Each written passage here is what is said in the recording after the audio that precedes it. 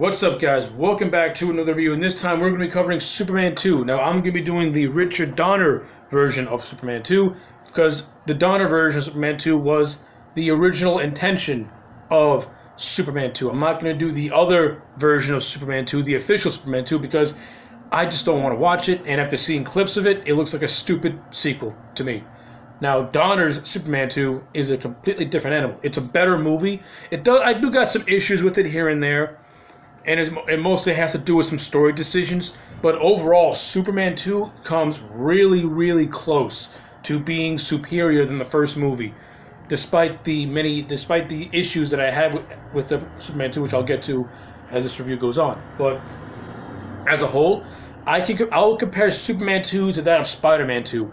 The way the story structure between Spider-Man 2 and Superman 2 are very identical, and it works as a good continuation while also more character expansion. Right off the bat, Lois Lane in Superman 2, Margot Kidder, once again, is fantastic. She's fabulous. The opening moments of this movie. First off, the movie picks up where the first movie left off, which is Superman throwing a rocket into space. We find out that once he launches that rocket into space, it blows open the Phantom Zone, and Zod, Ursa, and Anon get released, and they make their way onto Earth to wreak havoc. That's the general plot of the movie. But, you know, this movie officially starts off. We're in the Daily Planet, and Lois Lane is looking at a picture of Clark in the newspaper, and then she starts to... she looks at a picture of Superman in her newspaper, then she looks at Clark, then she starts to draw. And within that first 5 minutes, we already know that Lois is starting to realize that Clark and Superman are one and the same, and her whole little plot is to try and get Clark to reveal himself as Superman, and they have tremendously good scenes. And I love how Clark does whatever he can to prove he's not Superman.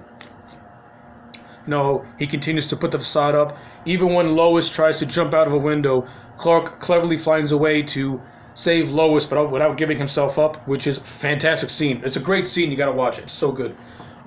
This stuff in Niagara Falls between Clark and Lois is fantastic too. The hotel room scene between these two is just as good as the balcony scene from part 1. But the hotel scene is better because this is where Lois uses her brains and she outsmarts Superman, Clark Kent. She fires a gun with loaded blanks, and Superman thinking, no, if those were bullets, Clark Kent would have been dead. Then Lois is like, that's why I use blanks. I love it.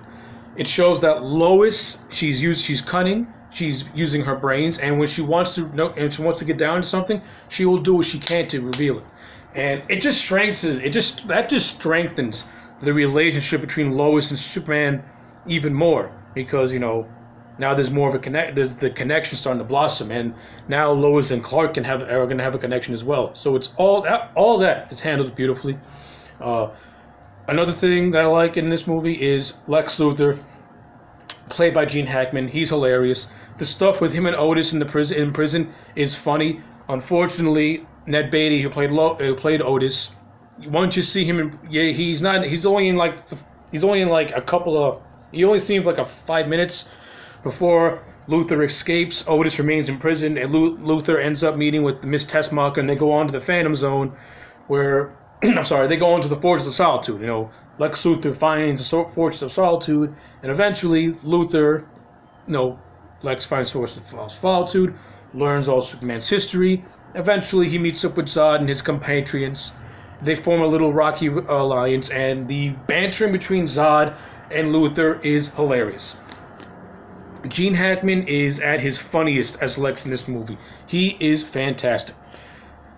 And Terrence Stamp as Zod, he is awesome. I love Michael Shannon, but he doesn't hold a candle to Terrence Stamp's Zod. This Zod is menacing. He's just pure evil. Not only that, he has the driest of the driest wit.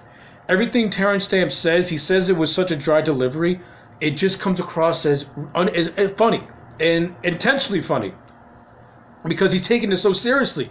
So the comedy with Zod works, but when Zod needs to be menacing and in your face, he can be menacing and in your face. You know, it's good stuff.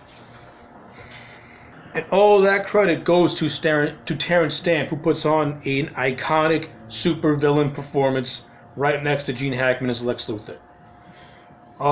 Another thing I like in this movie is we got the Clark and Lois relationship, but we also get Clark's internal conflict. This, Kal-El, Clark Kent, he wants to be with Lois Lane, but he knows he can't be with Lois Lane because he has these godlike powers and because he was put on Earth to do something greater, not to have selfish needs. And all this happens in a conversation that Clark has with JorEl, in which probably one of the best and most emotional scenes in this movie, because we can relate and sympathize with Clark.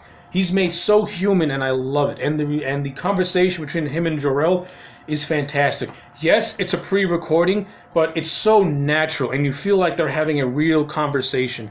And a lot has to go with Christopher Reeve and Marlon Brando just being A-class actors, and they play so well off one another. And the dialogue bantering between them is fantastic. You know, Clark, his question is, when will I know when I've served enough, and when can I finally reach my own happiness, my personal happiness? To which JorEl says, your happiness is of something greater. But for Clark, that's not enough. He wants to be with Lois. And if that means he has to give up his godlike powers to be with this woman, then he will give up his godlike powers to be with this woman for his own selfish needs. Of course, he does that. He ends up getting his ass kicked in a bar, and then he sees on the news how Zod is terrorizing the world, pretty much bringing the president to his knees and proclaiming himself ruler of the universe. And this is where Clark has that, that moment of reckoning, where he's pretty much like, my father was right. He has to do what, every grown man has to do when they are in a situation where they were warned not to do this, but they do it anyway, and now he has to face the consequence that, my dad was right, I'm sorry. And of course, this is what leads to Clark to get his powers back, and Zod and Superman have this wicked fight all throughout Metropolis. I mean, yes, it's not Man of Steel levels of destruction, but it's still fun to watch. And unlike Man of Steel, no one really dies, but you got some close calls here and there. But the three Kryptonians just beat the living hell out of Superman and vice versa. It's a really entertaining fight scene between the four of them. Of course, it all goes back to the Fortress of Solitude, where the big climax happens, where Superman goes into this molecule chamber, and we think that Superman's giving up his powers, but in actuality, he had reversed it. So by him being in the chamber, his powers are protected, while the three Kryptonians who are outside this little molecule chamber, their powers get completely drained out. It's fun stuff. It's good shit. I like it a lot. Now we get to the part that I don't like, which is Superman spins the world backwards like he did in the first movie, and by doing that, everything gets retconned. And I hate that so much. That is such a cheap cop-out way. And you can tell that this was supposed to be the original intention from the get-go, and that Superman spinning the Earth backwards in the first movie was not supposed to happen. That movie was supposed to end with the rocket blowing up the Phantom Zone and segueing into Superman 2. The original intention was to have this 4-hour grand epic between two movies, with Superman spinning the world backwards happening in this movie, not the first movie. But when he does it in this movie, it ruins everything. Everything gets retconned. Lois loses her memory and all that good stuff that happened between Clark and Lois, and Clark going through this character arc. To me, it's rendered useless by the end of the movie, and I don't like it. From a story standpoint, I hate it. I would have not had Superman spin the Earth backwards. I would have helped him. I would have had him help rebuild the world, while knowing Lois knows who he really is, and those two developing an even better relationship, which will eventually lead to the marriage and stuff like that. Fortunately, we don't get anything like that because it all gets retconned, and I hate it. And that's my biggest flaw with this movie is that ending, because it ruins what could have been a near perfect movie.